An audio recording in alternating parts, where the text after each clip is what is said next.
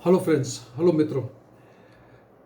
मैंने कुछ दिन पहले एक वीडियो अपलोड किया था जहाँ पर मैंने बताया था आप लोगों से कि शनि देव 23 तारीख यानी कि आज दोपहर को 3:35 पे वक्री हो चुके हैं, यानी कि ये बैकवर्ड मोशन पे आ गए हैं। शनिदेव अधिकांश 140 दिन तक वक्री रहेंगे। 11 अक्टूबर तक ये वक्री रहेंगे और उसके बाद में फिर से वो सीधे हो जाएंगे, मतलब डायरेक्ट हो जाएंगे। मैंने ये भी बताया था कि शनिदेव जिस राशि से भ्रमण कर रहे हैं, जिस नक्षत्र से भ्रमण कर रहे हैं, श्रवण नक्षत्र है, और जो राशि है वो मकर राशि है। और आप सभी लोग जानते हैं कि कालपुरुष कुंडली में 10वां भाव जो है, कर्म स्थान जो है, वो वहीं पर बैठे हैं और वो खुद भी एक कार्मिक ग्रह है। मैंने ये भी आपको समझाने की कोशिश की थी कि जब भी कोई ग्रह वक्री होता है, यानी कि वो पीछे की तरफ उनकी चाल चलती है, तो उस वक्त कुछ ऐसे चीज़ें जो आप नहीं कर पाए या जो चीज़ें आपको करनी थी वो नहीं कर पाए, तो आप अपने आप को समझने की कोशिश करते हो कि मुझे जीवन में क्या करना है। इसको हम बोलते हैं इंट्रोस्पेक्ट करना। खंगालते हो आप कि कहाँ पे मेरी चूक हुई है, क्या क्या ऐसे चीज़ें मुझसे हुई है, कुछ गलती तो नहीं हो गई है। तो इस तरह के वो मूड में आपको ले आते हैं। ये तो बहुत ही जो व्यू पॉइंट आपको मैं दे रहा हूँ वो बहुत ही जेनरिक है, यानी कि वो सब पे लागू होता है। लेकिन मैं आज कोशिश कर रहा हूँ आप लोगों को आपके राशि के हिसाब से, लेकिन बहुत ही संक्षेप में, बहुत ही ब्रीफली आपको मैं बताने की कोशिश करूँगा कि हर एक राशि पे शनिदेव के वक्री होने का प्रभाव क्या रहेगा। अब इससे पहले कि मैं आपको इसके बारे में और जानकारी दूं, मैं आपको पहले भी बता चुका हूं और आज फिर से बताता हूं कि शनिदेव जब वक्री चल रहे हैं, राशियों पे तो आप उसका असर देखेंगे, लेकिन इसके अलावा भी आप पॉलिटिक्स में, फाइनेंसेस में भी आप उसका असर देखोगे। शनिदेव को मैं यहाँ पे बोलूँगा कि वो एक करेक्शन मूड में है, यानी कि वो चीज़ों को, जहाँ पर चीज़ें बिगड़ी हुई थी उसे सुधारने के लिए वो फिर से पीछे लौट के आ रहे हैं।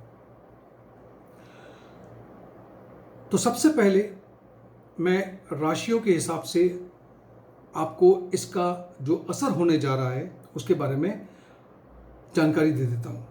अब मेरे डिस्क्रिप्शन बॉक्स पे अगर आप सारी राशियों को ना चाहो देखना, तो मैंने इसे टाइम स्टैम्प किया हुआ है। आप नीचे डिस्क्रिप्शन बॉक्स में जो आपकी राशि है, जो आपका लग्न है, हाँ मैं एक बात बता दूं कि ज़्यादातर ये लग्न के हिसाब से देखा जाएगा। राशि के हिसाब से भी देखना आप लोग, लेकिन पहला लग्न की तरफ से देखिए कि आपको मैं क्या बताने जा रहा हूँ, और फिर राशि के हिसाब से फिर इसका आप एक समावेश कर करके इसके नतीजे पे आप निकल सकते हो। तो डिस्क्रिप्शन बॉक्स में आपको नज़र आएगा कि सारे जो टाइम स्टैम्प्स हैं, आप सीधा उस पर क्लिक कर करके अपनी राशि की तरफ जा सकते हो। ठीक है, तो मैं शुरू करता हूँ इस वीडियो को। तो सबसे पहले है मेष राशि। मेष राशि के व्यक्तियों के लिए मैं इतना आपसे मैं कह सकता हूँ कि आपके पास पैसा आ रहा है, लेकिन आपको इस बात का बहुत ध्यान रखना है कि कोई वो पैसा किसी गलत जरिए से या ऐसे कुछ चीज़ों से नहीं आना चाहिए। और आपको पता है शनिदेव को उस तरह का पैसा बिल्कुल भी पसंद नहीं है। तो कोशिश कीजिएगा कि जो भी आप कार्य कर रहे हो वो समझ के चलो कि उसमें आप किसी को दुख नहीं पहुंचा रहे हो। जो भी कर रहे हो वो बिल्कुल ही एथिकली बिल्कुल सही है, किसी का दिल नहीं दुखा रहे हो आप। और आपकी जो लैंग्वेज है, आपकी जो बोलचाल है, उस पर थोड़ी मिठास लाने की कोशिश करो। मेष राशि वाले वैसे भी थोड़े से ब्लंट से होते हैं, तो थोड़ी सी मिठास लाने की कोशिश करोगे, आप लोगों के लिए ज़्यादा अच्छी रहेगी। और बाकी जैसे आपसे मैंने कहा था कि मैं ब्रीफली आपको एक्सप्लेन कर रहा हूँ, क्योंकि इस बात का हमेशा ध्यान रखिएगा कि अगर मैं मेष राशि की बात कर रहा हूँ तो मेष राशि वाले करोड़ों लोग हो सकते हैं और सभी पे ये जो फलदायश है वो लागू हो, ऐसा संभव नहीं है। तो हमें दशा, महादशा, अंतरदशा, उसके बाद में हमें उस ग्रह शनिदेव कौन से घर के मालिक हैं, कितना बल प्राप्त करके बैठे हैं, उन सब चीज़ों पे भी विचार करना होगा। तो ये जो मैं बता रहा हूँ वो बहुत ही जेनरिक है, उसे खाली आप इस तरह से लीजिएगा कि मैं कुछ आपको पॉइंट्स बता रहा हूँ, उस पॉइंट्स पे खाली आप अपना तवज्जो उसी पे दीजिएगा, ठीक है। अगली राशि जिसकी मैं बात करूँगा वो है राशि जिसे हम कहते हैं वृषभ राशि। वृषभ राशि वालों के लिए मैं अभी क्या कहूँ, राहु आपके राशि में है। राहु हमेशा भ्रमित करता है। राहु आपको किसी भी ऐसे व्यक्ति से कनेक्ट कर सकता है, मिला सकता है जो आपको कभी चीट कर सकते हैं। तो आपको थोड़ा सावधान रहना पड़ेगा इस मामले में। कोई भी कार्य जो आप करने जा रहे हैं वो जल्दबाजी में मत कीजिएगा। देख लीजिए, परख लीजिए ध्यान से कि मुझे ये जो मैं काम करने जा रहा हूँ क्या ये सही है। जल्दबाजी में फैसला मत कीजिएगा, क्योंकि और दूसरी सबसे इम्पोर्टेंट बात है कि आप किसी की इंसल्ट मत कीजिएगा। होता है कभी कभी हमारे ज़बान से कोई बात निकल जाती है जो दूसरा जो व्यक्ति होता है उसको बुरा लग सकता है, तो आप किसी की बेइज्जती नहीं करेंगे, इसका विशेष ध्यान रखिएगा। अगली जो राशि है वो है मिथुन राशि। मिथुन राशि वालों के लिए गुस्से पे काबू रखना बहुत अति आवश्यक है। आप गुस्से में, उत्तेजना में या किसी और कारण आप ऐसा कुछ ना कर बैठो जिसके वजह से आप खुद दिक्कत में फंस जाओ। और यहाँ पर अपने जो भाई बहन हैं उनके साथ में रिलेशंस को बहुत संभाल के चलना। यहाँ पे हो सकता है थोड़ा सा मुठमुठाव हो जाए उनसे, तो अगर ऐसी कोई स्थिति बनती भी है तो आप अपने आप को बिल्कुल अलग रखिए और इस चीज़ में आप ना जाए तो आपके लिए अच्छा रहेगा, वरना आपको नुकसान उठाना पड़ सकता है या रिलेशन खराब हो सकता है। तो कोशिश कीजिए कि ऐसा ना करें। अगली राशि जो है वो है कर्क राशि। कर्क राशि वालों के लिए मैं ये बोलना चाहूँगा कि अगर आप लोगों ने कुछ प्लानिंग की है, अगर आप लोगों ने कुछ करने का, कोई कार्य करने का सोच रखा है, तो उसको अभी आप अमल में लेके आ सकते हैं। लेकिन जो भी वादा आपने किसी से किया है कि ऐसा करने पर ऐसा होगा या मैं ऐसा कुछ आपके लिए करूंगा, उस वादे को आपको निभाना है। कर्क राशि वालों के लिए भी ये बहुत ध्यान रखना ज़रूरी है कि आप जिस भी व्यक्ति से मिलते हो उसमें से कोई व्यक्ति आपको चीट ना करे। आप ऐसा ना हो जाए कि आप उस व्यक्ति पे ज़्यादा भरोसा कर लो और वो व्यक्ति आपको कहीं धोखा ना दे दे। तो इस बात का आप लोग को विशेष ध्यान रखना है। ये मैं कर्क राशि वालों के लिए बता रहा हूँ। दूसरी राशि जो है वो है सिंह राशि। सिंह राशि वाले जो भी कार्य करेंगे ज़रूर उनको सफलता प्राप्त होगी। जो भी आपने सोच रखा है आप उसमें आप प्रवेश कर सकते हो। आपके लिए समय बहुत अच्छा है। फिर भी एहतियात के तौर पे आपको जो भी कार्य आप कर रहे हो उसके डॉक्यूमेंट, उसके जो कुछ कॉन्ट्रैक्ट्स होंगे, एग्रीमेंट्स होंगे, उसको ज़रा ध्यान से पढ़ लीजिएगा। अगर उसमें ऐसी कोई भाषा का उपयोग है जिसमें जो आपको नहीं समझ रही क्योंकि वो कानूनी भाषा है, तो आप अपने लीगल एडवाइज़र से एडवाइस ले लीजिए और कोशिश कीजिएगा कि एक बार दोबारा अब जो भी प्लानिंग की है उसको फिर से ध्यान से देखिएगा कि हाँ, ये मैंने प्लान किया है और ये हम करने जा रहे हैं। ध्यान रखिएगा। बाकी आपके लिए समय बहुत अच्छा है। ये जो शनिदेव वक्री चल रहे हैं, ये समय आपके लिए बहुत अच्छा है, इतना मैं आपसे कह सकता हूँ। अगली राशि जो है वो है कन्या राशि। कन्या राशि वाले एक ना जाने किसी एक डर में हैं या डर में रहेंगे,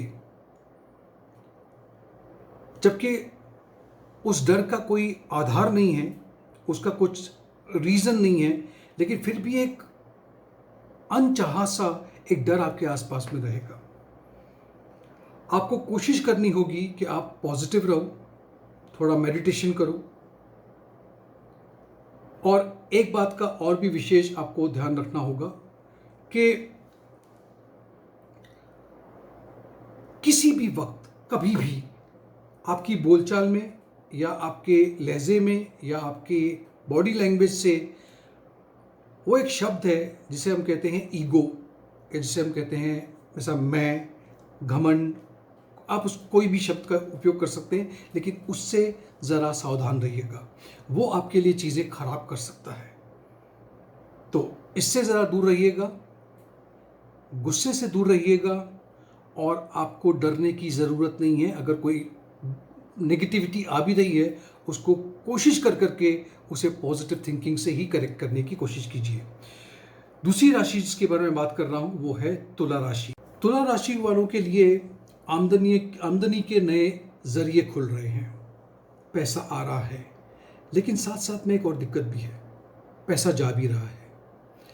अनावश्यक खर्चा कर रहे हो आप, आपका हाथ बहुत खुला है, इसका ज़रा ध्यान रखिएगा। पैसे आएंगे, लेकिन पैसों के लिए आपको थोड़ा संघर्ष भी करना पड़ेगा। पैसे आएंगे भी, लेकिन उस पैसे को बचा के रखना ये आपका कार्य है, ये आपका काम है, आपको ये करना होगा। अगर आपने हाथ खुला रखा तो होगा ये कि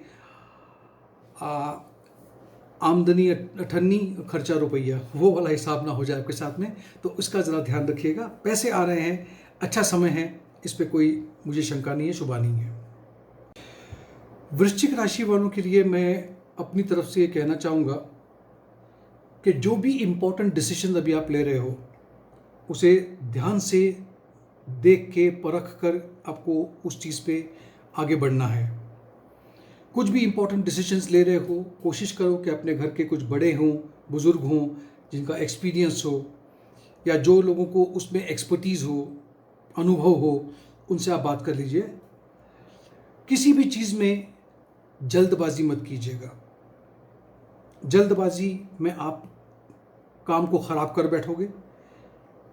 इत्मीनान से अपने प्लान्स को आगे ले जाइए। मैं ये नहीं कह रहा कि आपको काम नहीं, आप डेफिनेटली आपको काम करना है, डेफिनेटली आपको आगे जाना है, लेकिन जल्दबाजी में अगर आप करोगे तो वो कार्य आपके ख़राब हो सकते हैं। और वैसे भी शनिदेव आपको पता है वो हमेशा शनै शनै चलने वाले हैं। वो हमेशा कहते हैं कि जो भी काम करोगे रुक कर, ठहर कर, लिमिट में रह कर के करो। जल्दबाजी में कोई भी कार्य खराब हो सकता है आपका। तो वृश्चिक वाले, वैसे समय आपका अच्छा है, जो भी प्लान्स आप कर रहे हो उसे थोड़ा सा ध्यानपूर्वक देख करके, समझ करके ही करना। अगली राशि है धनु। धनु राशि वालों के लिए ये समय बहुत अच्छा है। अगर आप आगे की पढ़ाई करना चाह रहे हो, कोई ज्ञान प्राप्त करना चाहते हो, कोई नया स्किल सीखना चाहते हो, या आप अपने ही कार्य क्षेत्र में कुछ और चीज़ों को जोड़ना चाहते हो, जैसे कि एक नया कुछ सीख करके आप अपने उस ओहदे पे जहाँ पे आप काम कर रहे हो उससे आपको एक प्रमोशन मिल जाए, ऐसा कुछ करने के अगर आप सोच रहे हो तो ये आपको ज़रूर करना चाहिए। ये आप लोग के लिए बहुत ही अच्छा समय है ये करने के लिए। मकर राशि। मकर राशि के बारे में बात करने से पहले आपको मैं ये बात बता दूं कि आप साढ़े सती में चल रहे हो। हेल्थ को लेकर के और पैसे को लेकर के थोड़ा स्ट्रेस रह सकता है। ये जो रेट्रोग्रेड शनिदेव रहेंगे 11 अक्टूबर तक, तब तक अनचाहा एक स्ट्रेस आप फील करोगे, कोई चीज़ है जो आपको भ्रमित कर सकती है। आपको इस पे तो बहुत ध्यानपूर्वक आपको काम करना है। कोई चीज़ करने जा रहे हो, अगर आपको लगता है कि नहीं, मेरी सोच, मेरा विचार, मेरा दिमाग उस तरह से काम नहीं कर रहा, तो उसमें कोई हर्ज नहीं है अगर आप किसी और की सलाह ले लो। चाहे वो आपका कोई मित्र हो, चाहे वो आपका कोई रिश्तेदार हो, चाहे आपके माता पिता हो, चाहे वो आपके बड़े कोई भी हो, उनसे आप एक बार सलाह मशवरा कर लो तो आपके लिए बहुत अच्छा रहेगा। हमें ये नहीं भूलना है कि अभी भी आप 7.5 के पीक पे चल रहे हो। अगली राशि जो है वो है कुंभ राशि। कुंभ राशि एक ऐसी राशि है जिस पे 24 जनवरी 2020 में 7.5 लग चुकी है। इस परिस्थिति में जब शनिदेव वक्री हो रहे हैं तो कुंभ राशि वालों के दिमाग में अपने भविष्य को लेके, अपने फ्यूचर को लेके कुछ डाउट्स क्रिएट हो सकते हैं। आपको पॉजिटिव रहना है, नेगेटिव नहीं रहना है। और एक विशेष बात आपको बताता हूं, अगर आप जितना पैसा बचा पाओ उतना पैसा बचाने की कोशिश करना। कहीं पर भी कोई भी आपको ऐसा ऑफर आता है जिसमें इन्वेस्टमेंट करना हो तो इन्वेस्टमेंट सोच समझ के कीजिएगा। मेरी तरफ से अगर बहुत ज़रूरी ना हो, अति आवश्यक ना हो, तो लोन मत लीजिएगा। ये मैं आपको बता देता हूं।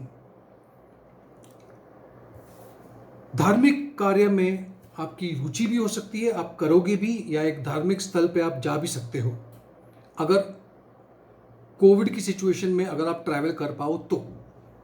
लेकिन आपका रुझान या आपका जो इंटरेस्ट है वो धार्मिक कार्य में की तरफ आगे ज़्यादा बढ़ेगा, ऐसा मैं देख पा रहा हूँ। अब कुंभ राशि के बाद में जो आखिरी राशि रह जाती है वो है मीन। तो मीन राशि के बारे में मीन राशि वालों के लिए मैं एक बात बोलना चाहता हूँ। सबसे पहले अपनी सेहत का ख्याल रखिए, आपके हस्बैंड या वाइफ की सेहत का ख्याल रखिए। शनिदेव आपके 11वें स्थान में हैं। 11वां स्थान जो है वो सोशल सर्कल का है, मित्रों का है। वहाँ से आपको एडवांटेज मिल रहा है, वहाँ से आपको कोई फ़ायदा मैं देख पा रहा हूँ। तो आपके जो सोशल कॉन्टैक्ट्स हैं उससे आपको फ़ायदा ज़रूर मिलेगा, लेकिन आपको पैसों को लेकर के बहुत संभाल के चलने की आवश्यकता है। ये मेरी बात को ज़रा गांठ बांध के रखिएगा। बेनिफिट मिल रहा है, पैसे आएंगे, लेकिन पैसों को किस तरह से उपयोग में लाना है ये पूरा आप पे डिपेंड करेगा। आपको हेल्थ को लेकर के, या तो अपनी खुद की हेल्थ को लेकर के, या अपने पार्टनर को यानी कि अपने स्पाउस को, यानी अपने पति या पत्नी की हेल्थ को लेकर के थोड़ी चिंता रह सकती है। तो इस बात का विशेष ख्याल रखिएगा मीन राशि वाले। तो मित्रों, मैंने सभी राशियों के बारे में बता दिया है, और मैंने ये भी आपको इस वीडियो के शुरुआत में कहा था कि डिस्क्रिप्शन बॉक्स पे जाकर के आप सीधा अपनी राशि पे टाइम स्टैम्प पे जाकर के अपनी राशि देख सकते हो। अब बकरी शनि है, जो लोग 7.5 से गुजर रहे हैं, मैं उनके लिए काफ़ी बार कुछ उपाय, कुछ रेमेडीज़ बता चुका हूँ, लेकिन फिर भी मेरा एक फ़र्ज़ बनता है कि इस वीडियो को अंत करने से पहले मैं आपको बता दूं कि शनिवार के दिन अगर आप सरसों का तेल लेकर के शनि देव को चढ़ाते हैं तो बहुत अच्छा रहता है। छायादान के बारे में बता चुका हूं आपको मैं, अगर छायादान कर पाओ वो अच्छी बात है। दान पुण्य करने के लिए बहुत अच्छा समय है, लेकिन वो दान ऐसा होना चाहिए, जैसे मैंने लास्ट टाइम आपको एक्सप्लेन किया था, शनिदेव कभी भी